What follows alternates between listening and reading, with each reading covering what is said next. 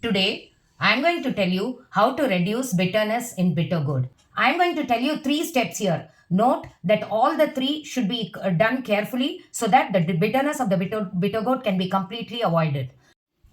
These are not optional steps. All the three steps should be compulsorily followed so that the bitter gourd can be free of the bitter taste. Step number one, after the bitter gourd is nicely washed, scrape out all the projections which is present in the bitter gourd nicely. It should be washed again and wiped thoroughly. Step number two, after the projections are removed, then it should be washed nicely and wiped well. Cut to the necessary shape and then take half a teaspoon or 1 teaspoon of salt according to the quantity, and then nicely smear the salt inside the bitter gourd pieces and allow it to close it and allow it to rest for about 20 minutes. What happens is the salt pulls out all the bitter taste of the bitter gourd and then leaves in the form of water. Now what you have to do is just squeeze out everything nicely and then discard the water present. Step number three, this is while cooking. After the pieces are ready, while adding the spices and seasoning, you have to sprinkle about for about 300 grams of cut bitter gourd pieces. You can add 1 teaspoon of